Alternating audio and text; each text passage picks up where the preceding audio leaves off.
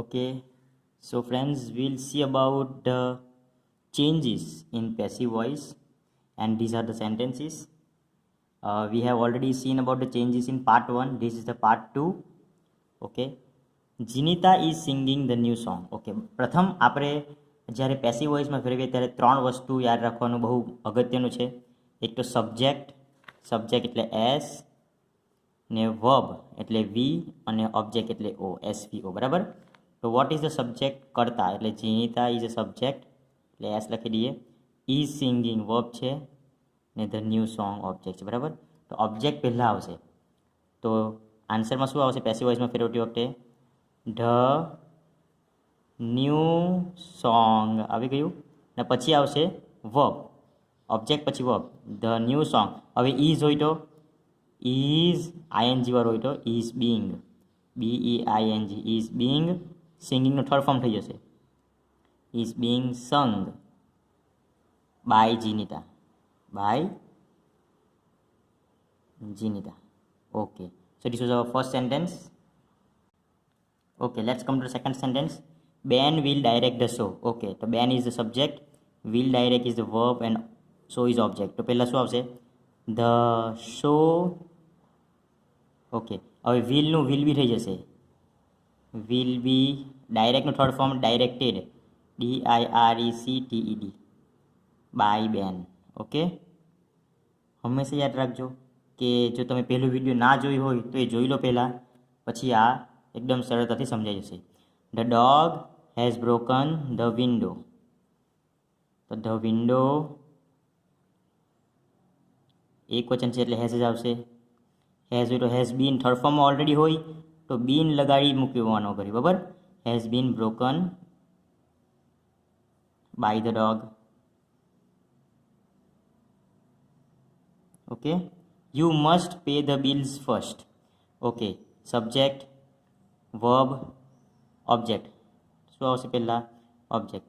The bills, must હોય તો must બી થઈ જશે, મસ્ટ હોય તો મસ્ટ બી. પેનું paid third form, by you. અને ફર્સ્ટ બાકી છે તો ફર્સ્ટ લખી દેવાનું, અને બાય યુ જ આવશે છેલ્લે, બાય યુ. ઓકે, તો the bills must be paid first by you. Okay, subject શું છે અહીંયા? They subject, were interviewing verb, અને આ ઓબ્જેક્ટ. હવે હર ઓબ્જેક્ટ હોય તો હર જો પહેલાં આવી ગયું તો થઈ જશે સી. હવે વર નહીં આવે અહીંયા, બહુ વચન એટલે એક વચન એટલે વોઝ લગાવી દેવાનું. બરાબર. આવી રીતે ફેરફાર થશે. એક વચન હોય તો વોઝ લગાડવું પડશે. She was. આઈએનજી હોય તો BEING લગાવવાનું. અહીંયા બી આપણે જોયું ને સિંગિંગવાળુંમાં BEING, જ્યાં જ્યાં ING આવે છે એટલે she was being interviewed, INTERVIE, interviewed by them છેલ્લે આવશે. બાકી છે વાક્ય લખી દેવાનું છે.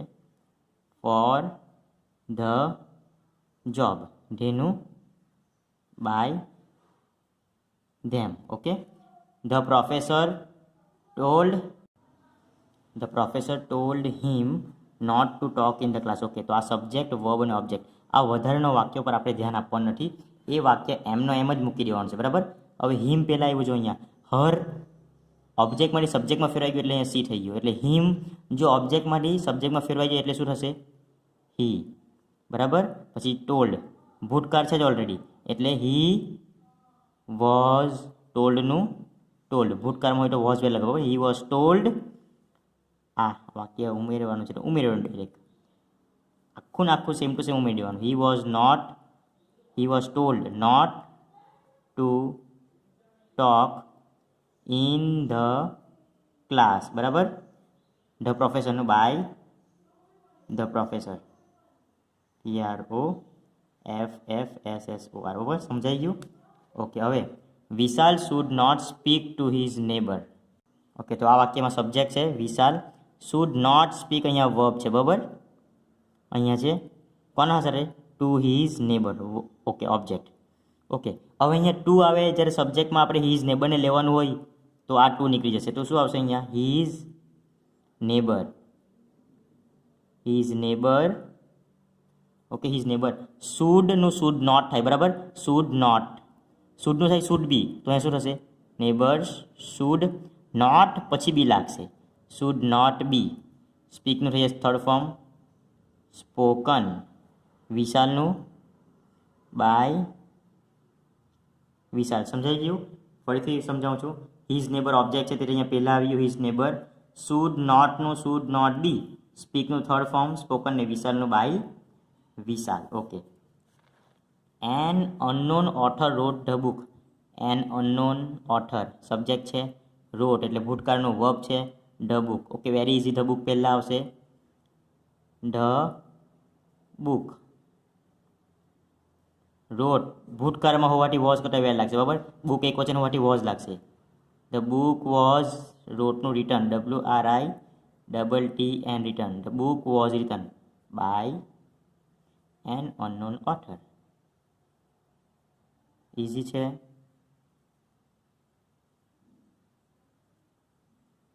Okay, question number 9.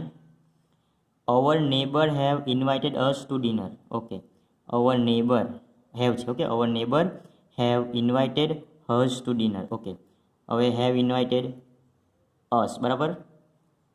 ઓકે, તો હવે અસ એટલે શું થઈ જશે? વી.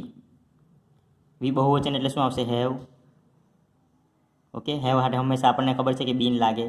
વી હેવ બીન ઇન્વાઇટેડનું ઇન્વાઇટેડ થશે, બરાબર. થર્ડ ફોર્મ જ છે ઓલરેડી, એટલે હેવ અને હેઝ હંમેશા થર્ડ ફોર્મ આવશે જ. We have been invited, we have been invited to dinner લઈ લેવાનું છે બાકી વાક્ય. To DINNER dinner. કોના દ્વારા? તો by our neighbour, by our neighbour.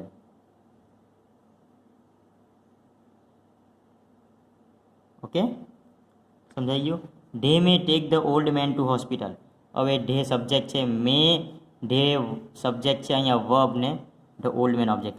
આ જે બાકીનું બચેલું એના પર આપણે ધ્યાન આપવાનું નથી. ધ ઓલ્ડ મેનનું પહેલાં આવી જશે ધ ઓલ્ડ મેન. મેનું શું રહી જશે? May be, MAY, may be. ટેકનું taken, may be taken. The old man may be taken to hospital લગાવી દેવાનું અહીંયા, ટુ હોસ્પિટલ, બરાબર. ધેનું બાય ધેમ, બાય ધેમ, બરાબર. હવે okay, question number 11. Ankit listen song every day. Ankit is subject, આ verb અને આ ઓબ્જેક્ટ. પહેલાં શું આવશે? પ્રથમ આવશે સોંગ. ઓકે, પહેલું રૂપમાં છે એટલે ઇઝ એમાં લાગશે. સોંગ એક વચન છે એટલે ઇઝ. લિસનનું લિસન્ડ, LISTENED થર્ડ ફોર્મ થઈ છે લિસન્ડ. Song is લિસન્ડ every day, EVERY every day. બાકીનો પાર્ટ લખી દેવાનો every day. અંકિતનું by Ankit. Okay, next number 11. Edison invented bulb. તો પહેલાં બલ્બ આવશે ઓબ્જેક્ટ એટલે. ભૂતકાળ છે તો શું આવશે? વોઝ, એક વચન એટલે વોઝ. ઇન્વેન્ટેડનું થર્ડ ફોર્મ પણ ઇન્વેન્ટેડ જ છે. The bulb was invented by Edison. Okay, very good. Next question number 13. All workers read memo. એકદમ ઇઝી. પહેલાં મેમો આવશે, કેપિટલ M, મેમો. રીડ શું છે?